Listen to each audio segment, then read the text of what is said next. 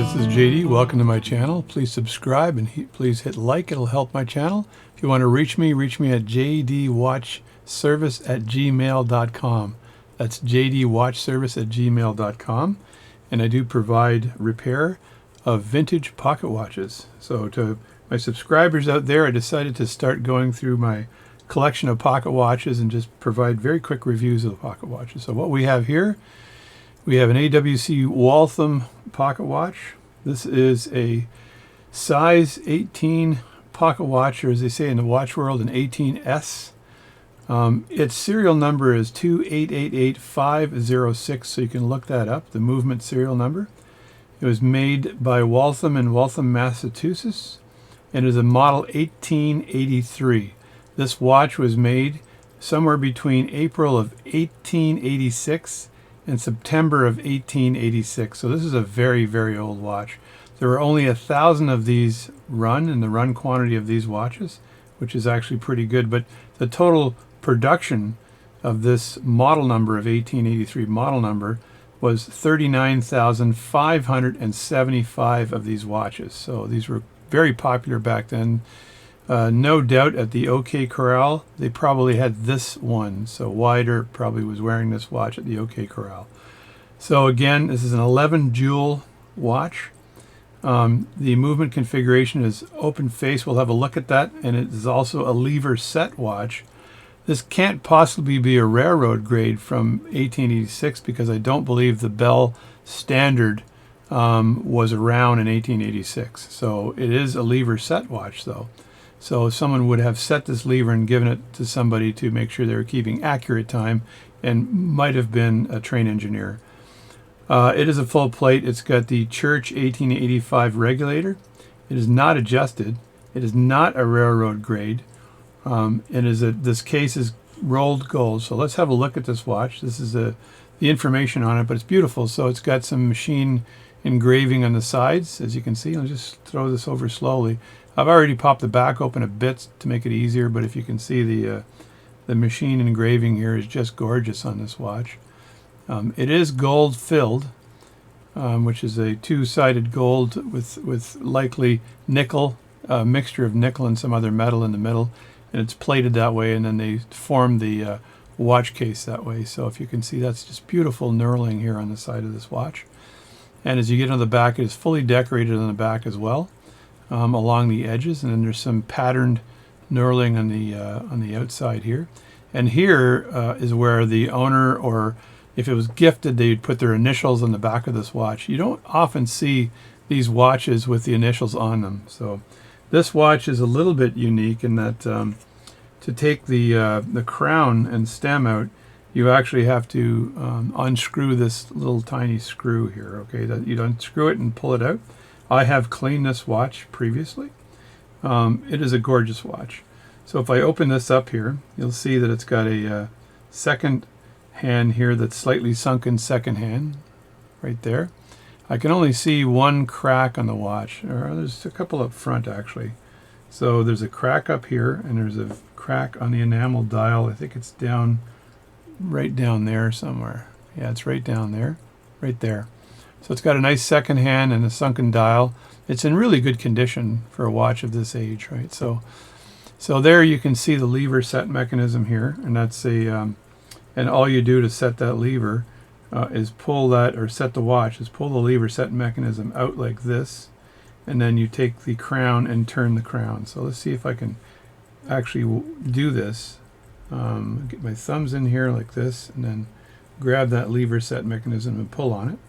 And then that lever comes all the way out, and then the hands are able to turn, as you can see, right? So, and as I've said before, when you put the hands back on the watch, you'll put the hour hand on first, and you can line the hour hand up anywhere, or you can just line it up after. But you have to make sure they clear the seconds hand when you put this in. So, and then in order to wind the watch, you put the lever set mechanism back in. You just push it in with the back of your thumb or whatever.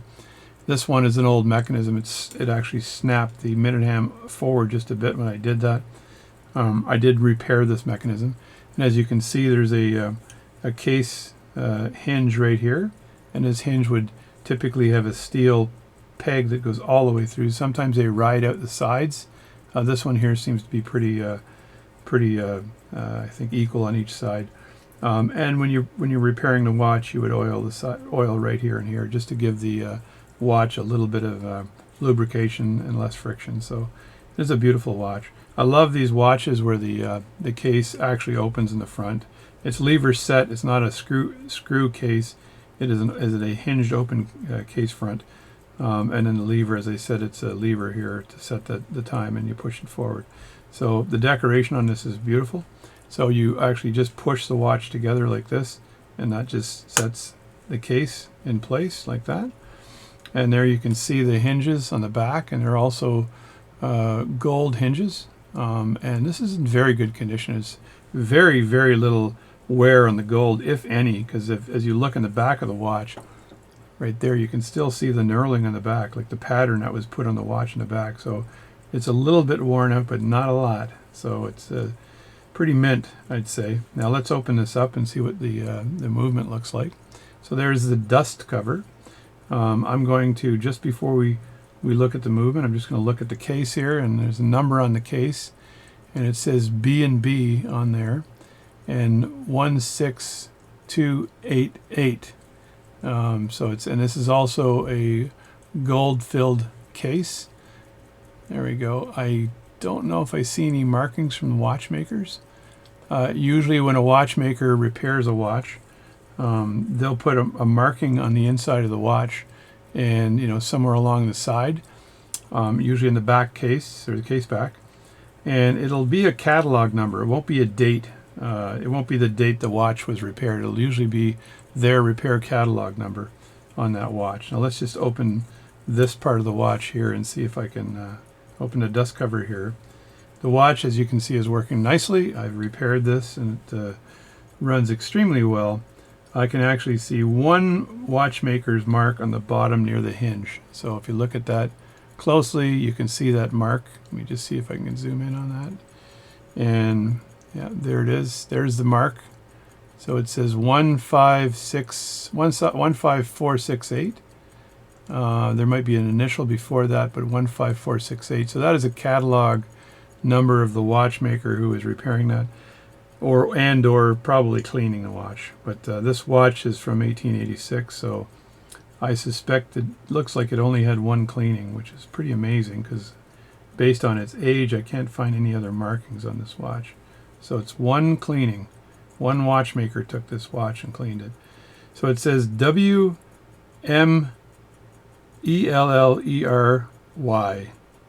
Ellery. W.M. Ellery, Waltham, Massachusetts. Let me turn this around and show you. There we go. W.M. Ellery, Waltham, Massachusetts. And when I looked up this watch, the grade actually says W.M. Ellery on the grade. So E-L-L-E-R-Y on the grade. So it's a grade W.M. Ellery. I haven't done research on who W.M. Ellery was. I should actually do that and then get back and tell you what is actually going on here. As it's documented in 1850, watchmakers that would become the American Watch Company of Waltham, Massachusetts, developed the world's first machine-made watches. They completely redesigned the watch so its movement could be assembled from interchangeable parts made on specialized machines invented just for that purpose. They also developed a highly organized factory-based work system to speed production and cut costs. So in the first decade, the firm's work was largely experimental and the firm's finances were unsteady. The name of the company changed repeatedly as investors came and went. Operations moved from Roxbury to Waltham, Massachusetts in 1854. And the Panic of 1857 brought bankruptcy and a new owner, Royal Robbins. Reorganization and recovery began, and the output reached 14,000 watches in 1858. Renamed the American Watch Company the following year, the firm was on the brink of success from unexpected quarter. During the Civil War, Waltham's watch factory designed and mass-produced low-cost watches. The William Ellery model was selling for an unbelievable $13. That's 13 US dollars. and these watches became a fad with Union soldiers.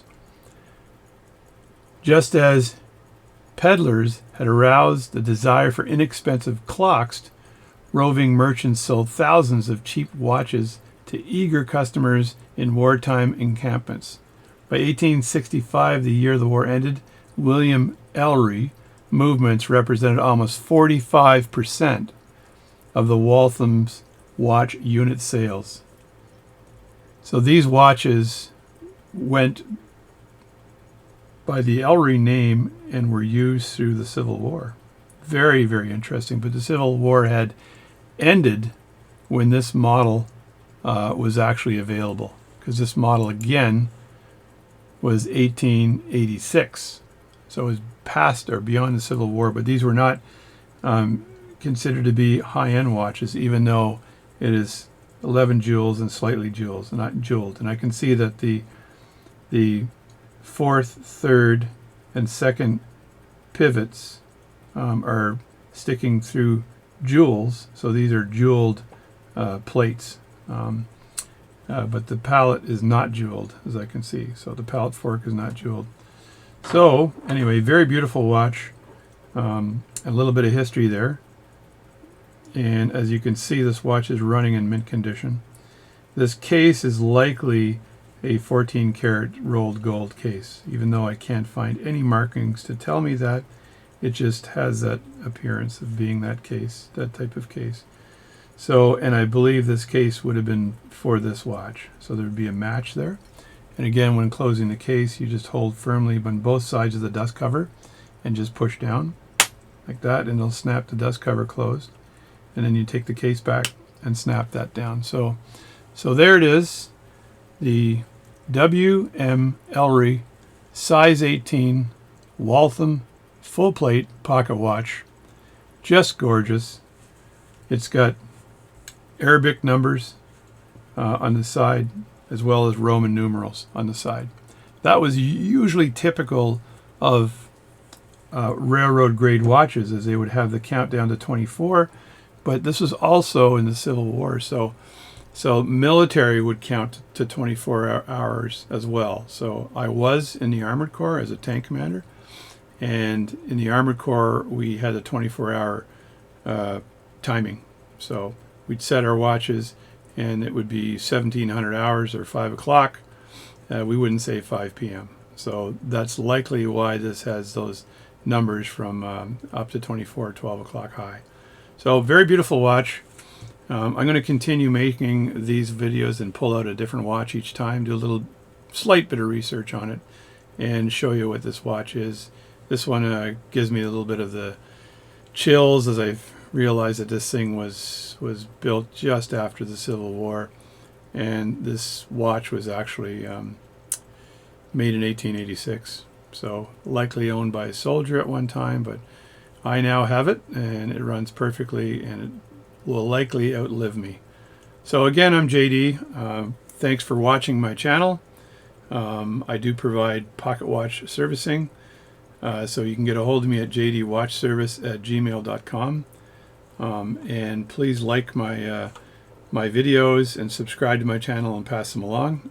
I've got a boatload, or a hockey sock as they say up here in Canada, of watch repair videos, very complex repairs that I do on pocket watches, as well as some watch reviews that are part of my catalog of my videos. So again, thanks a lot, and I'll see you later. Thanks for watching my channel, and please stay safe and be healthy.